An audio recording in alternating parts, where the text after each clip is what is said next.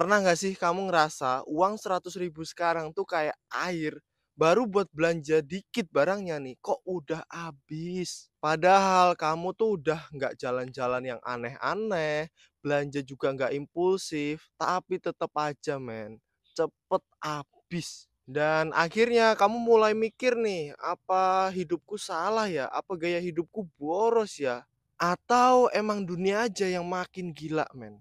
Tapi gimana kalau aku bilang kayak gini, yang berubah itu tuh bukan kamu, tapi nilai rupiah yang makin melemah terhadap dolar. Melemahnya rupiah itu tuh bukan cuman berita spekulasi yang ada di TV, bukan. Tapi kenyataan yang perlahan-lahan itu ngegerus daya beli kita karena semua barang makin mahal.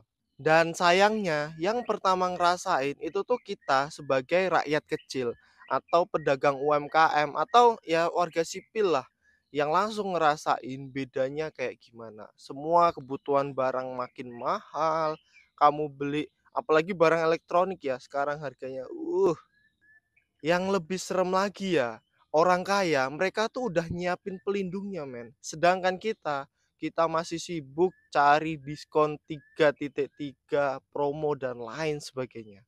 Jadi pertanyaannya nih, kenapa sih rupiah bisa melemah? Dan kamu tahu nggak sih beberapa minggu ini mungkin ya, orang-orang pada FOMO beli emas dan kenapa alasannya? Lalu apa yang bisa kita lakuin sekarang sebelum semuanya makin mahal? Melemahnya rupiah ini tuh bukan sesuatu yang mendadak, Ini tuh faktor domino dari apa yang terjadi tentang ekonomi global. Awalnya di Amerika nih, The Fed, bank sentral mereka, itu tuh naikin suku bunga untuk menekan inflasi. Logikanya, kalau suku bunga tinggi, berarti orang-orang tuh nahan duit nih buat belanja. Makanya itu bisa menekan inflasi atau peredaran uang yang saat ini lebih banyak daripada yang dihasilkan. Tapi dampaknya sampai kemana-mana. Investor-investor luar negeri termasuk Indonesia itu tuh cabut duitnya dan masukin semuanya ke dolar. Karena itu dianggap lebih aman, Dan rupiah gimana? Coba kamu bayangin gini aja nih, kita lagi lomba tarik tambang nih, tapi personil kita kurang dan masalah makin rumit karena kita adalah negara pengimpor barang dari negara lain. Kayak kedelai buat tempe sama tahu, gandum buat mie, bahan baku buat salon, bahkan bahan buat kosmetik, Semuanya impor dan semuanya transaksi pakai dolar. Jadi begitu rupiah naik, berarti barang-barang kan jadi makin mahal nih, makin naik harganya. Efeknya apa? Kita juga mau beli barang tuh kok makin mahal ya. Jadi barang-barang kebutuhan sehari-hari kita, barang-barang pokok lama-kelamaan makin mahal. Tapi gaji tetap sama, gak ada peningkatan. Kalau mau minta naik gaji malah diomelin, tugasnya tambah 3 kali lipat dan lain sebagainya. Dan itulah kenapa kamu ngerasa uang 100.000-mu itu tuh ngalir aja kayak air, cepet banget buat belanja barang nggak nyampe banyak ya, udah habis aja ini. Saat rupiah melemah, kamu akan lihat satu hal yang pasti akan selalu naik. Apakah itu? Itu bernama emas.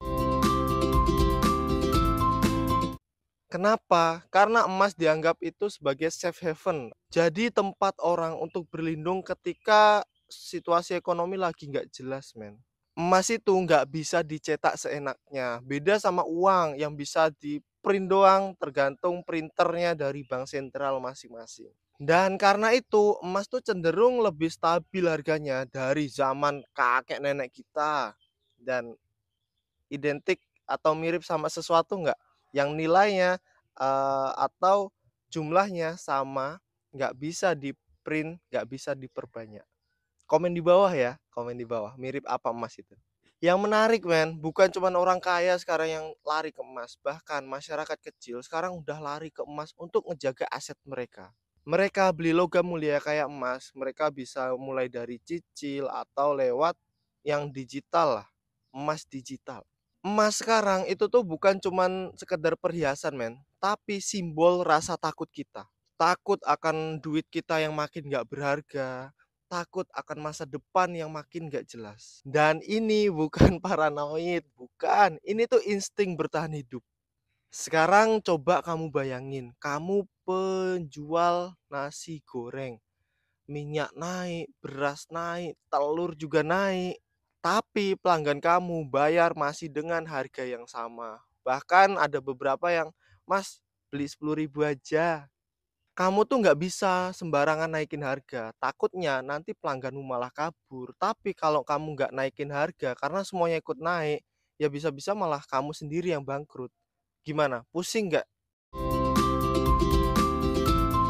Itu tuh dilema yang dirasain sama semua pelaku UMKM yang ada di Indonesia. Nggak cuman pedagang nasi goreng tadi ya, toko kelontong, jual pulsa, sablon, dan semuanya lah, semua kena imbasnya. Semuanya naik, bahan baku naik, ongkir naik, bahkan sewa juga naik. Tapi pembeli makin mikir nih, butuh nggak ya? Karena semuanya sekarang jadi serba mahal, men. Akhirnya banyak yang banting harga, banting setir, sampai banting-banting setir doang. Banyak yang kayak gitu akhirnya. Ada yang jadi ojek online, ada yang pilih buat pulang kampung. Yang sedih itu bukan karena mereka gagal, tapi sistemnya memaksa yang kecil agar ya biar disingkirkan aja lah. Jadi memaksa agar yang kuat doang yang bisa bertahan. Tapi di tengah semua tekanan itu, ada juga kok yang bisa bertahan. Caranya apa? Caranya adaptasi. Adaptasi ini nggak melulu kamu punya uang banyak, kamu punya perusahaan gede, nggak. Banyak kok perusahaan gede atau, pengusaha yang banyak duitnya, nggak bisa adaptasi, akhirnya bangkrut. Dan ada juga orang yang nggak punya apa-apa, bisa adaptasi, akhirnya menghasilkan banyak uang, men. Contohnya banyak banget.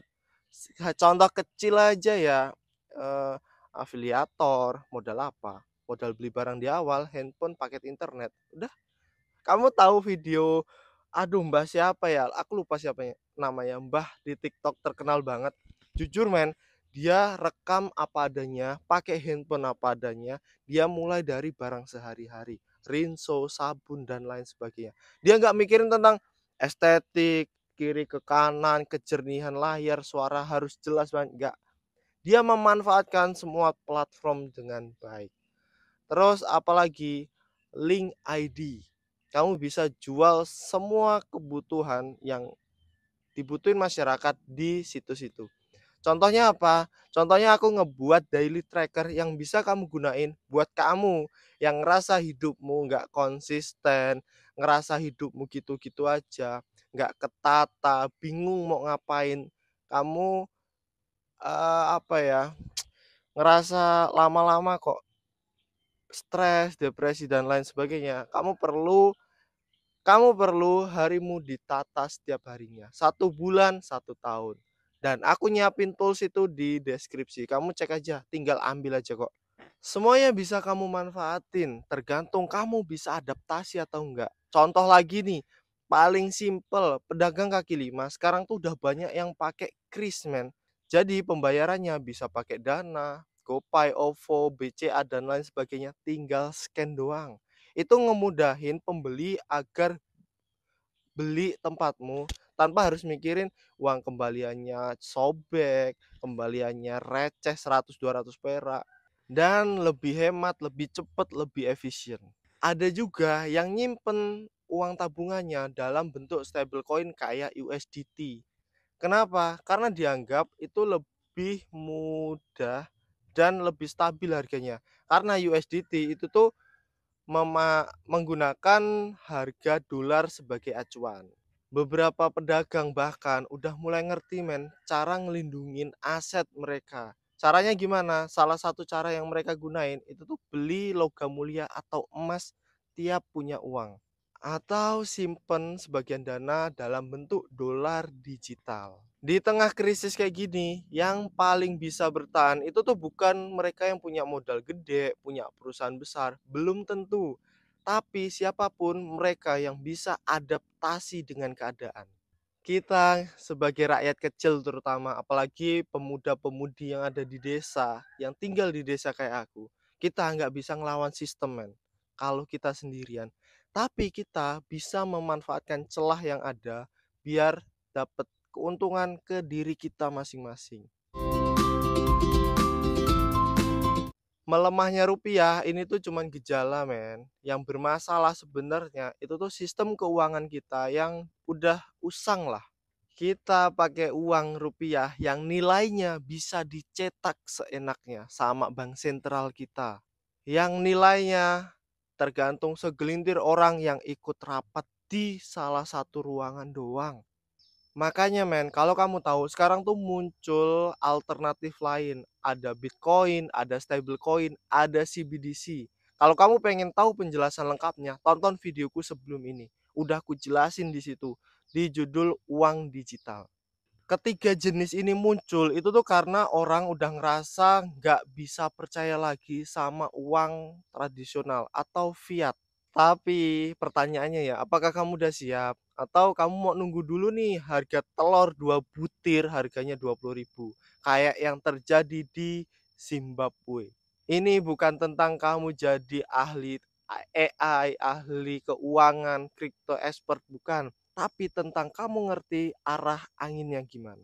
Biar kamu tuh nggak berdiri di tempat yang salah ketika badainya datang. Realitas sekarang itu tuh pahit banget men. Makanya dari pahit itu kita harus mikir. Kamu tahu kan berita perang dagang Cina dan juga Amerika Serikat, penetapan tarif yang dilakukan Donald Trump seenak jidat dia, dan efeknya juga keimbas ke Indonesia. Dan berita terbaru, pemerintah Indonesia akan lebih banyak impor barang dari Amerika Serikat kayak kedelai, kayak gandum, gas LPG. Gimana? Makanya kita harus tetap mikir dan benar-benar ngerencanainnya men. Apa yang harus kita lakukan biar besok tuh kita udah nggak pahit lagi. Melemahnya rupiah itu tuh bukan akhir dunia buat kita, tapi awal agar kita mau belajar lagi. Belajar untuk cara bertahan, cara untuk nyimpen atau menjaga nilai, cara agar kita nggak jadi korban sistem secara terus-menerus. Dan sebelum kamu scroll ke video yang lain, aku pengen kamu ngejawab satu pertanyaan ini dan kita diskusikan di kolom komentar. Kamu ngerasa nggak sih duit sekarang 100.000 lah, udah kayak nggak ada rasanya men. Kamu beli mungkin 3 atau 2 barang duitnya udah habis. Kita diskusi di kolom komentar ya. Jangan lupa untuk like videoku kalau kamu suka dan subscribe biar kamu nggak ketinggalan info yang lainnya nih. Bukan cuman masalah angka men, tapi karena kita butuh tempat untuk ngobrolin hal-hal kayak gini. Kita hidup di kampung, kita harus melek juga tentang berita yang terjadi di dunia. Di channel ini kita tuh bukan cuman ngeluh, tapi aku kasih kamu kenyataannya seperti apa dan kita cari solusinya bareng-bareng. Terus kita diskusi di kolom komentar, terutama buat kamu yang udah ngelakuin. Diskusi di kolom komentar, berbagi ceritamu agar bisa membantu teman-teman yang lainnya yang lagi berjuang di tempat yang sama. See you di next video. Semoga kamu suka sama videoku. Jangan lupa like, subscribe, dan share ke teman-temanmu. Bye-bye.